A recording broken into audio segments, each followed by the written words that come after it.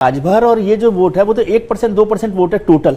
राजभर तो कुल मिलाकर ही 3% आबादी है, तो वोट परसेंटेज और वो वोट गया ही है अखिलेश के साथ। ये मत समझिए कि राजभर का नहीं, नहीं गया है। मैं यही कह रहा हूँ आप ये कहना चाह रहे हैं कि एक साथ दोनों गिलास नहीं भर सकते, दोनों गिलास नहीं भर सकते, कम होगा, कम ना? होगा। ये मेरा है, लेकिन वो इस गिलास से कम आप कर ये दिया। कह रहे हैं समाजवादी पार्टी मेरा कहना है जो नाराजगी बीजेपी का 46% हो गया, यानी बढ़ा बीजेपी का भी और समाजवादी पार्टी का। इस ग्लास को कम कर दिया ना आपने, इसको तो देख ही नहीं रहा। बीएसपी का जो ग्लास है वो पूरा खाली। बीएसपी का तो कम हुआ। हमारा सवाल, हमारे गोदाम में अगर जगह नहीं है, अगर इसमें जगह नहीं है, अब तो इसमें ऊपर से पानी कैसे आ जाएगा? तो अगर इसमें पानी आ रहा है, इसका मतलब हमारा पूरा इंटैक्ट है। इसका मतलब हमारा जो बीजेपी का वोट जो 17 में था वो इंटैक्ट है, और उसमें 6% और बढ़ गया।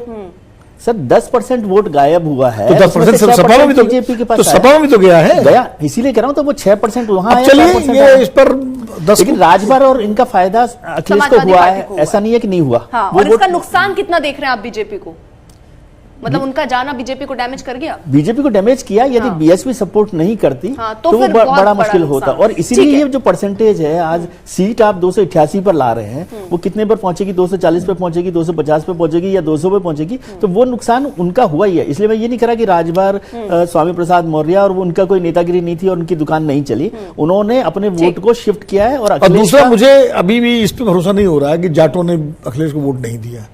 मैं इसको, क्योंकि जितनी मेरी जाटों के यहाँ बात हुई गांवों में लोगों से, सब में अब ऐसा नहीं होगा कि हमसे कहें कि हमने वोट दिया है और वहां जाकर मतलब हमारा कौन सा। इसको आप मुझे ऐसे समझाइए ना, फर्स्ट फेज में जाटों ने वोट दिया, मैं आपकी बात मानता हूँ। तो फर्स्ट फेज में समाजवादी पार्टी को सिर्फ 8 सीटें क्यों मिलती हैं, और सेकंड फेज पे जहाँ जाट अभी मिली कहाँ है? मैं तो एग्जिट पोल पर बात नहीं, मैं तो उसकी फाइंडिंग्स पे वो डाउट। फिर अलग बात है। मैं तो वही कह रहा हूँ ना, फिर अलग बात है। लेकिन उसको मेरे अपने जो कारण है जो डाउट करने वो ये है, और मैं खाली इसी ओवरऑल जो पिक्चर बन रही वो ठीक है। और जल्दी से अब एक ग्राफिक्स आपके सामने रखते हैं, और वो दरअसल बताएंगे कि किस तरीके से महिलाएं जो हैं वो बीजेपी पर भरोसा जताते हुए नजर आ रही हैं, क्योंकि महिला सुरक्षा का मुद्दा हो, लॉ एंड ऑर्डर का मुद्दा हो, इस पर खुलकर महिलाएं बोलती हुई नजर आई हैं। और जो एग्जिट पोल में आंकड़े कह रहे हैं वो आपके सामने हैं। अब पुरुष और महिला में अगर देखें किसके कितने वोट बीजेपी को पड़े हैं, समाजवादी पार्टी को पड़े हैं, बीएसपी को पड़े हैं, कांग्रेस को पड़े हैं, ये तस्वीर हम आपके सामने रख रहे हैं।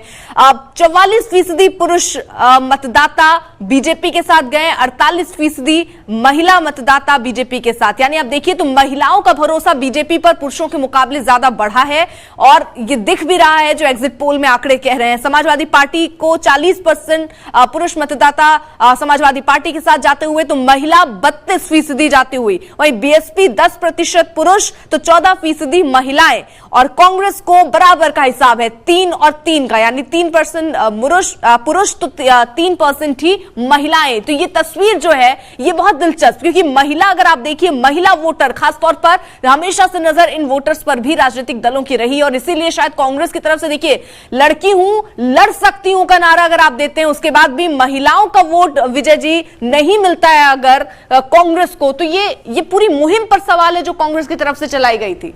नहीं, मैं इसको मुहिम पर सवाल नहीं करता। उनके पास है ही नहीं ना, वोटर ही नहीं है ना।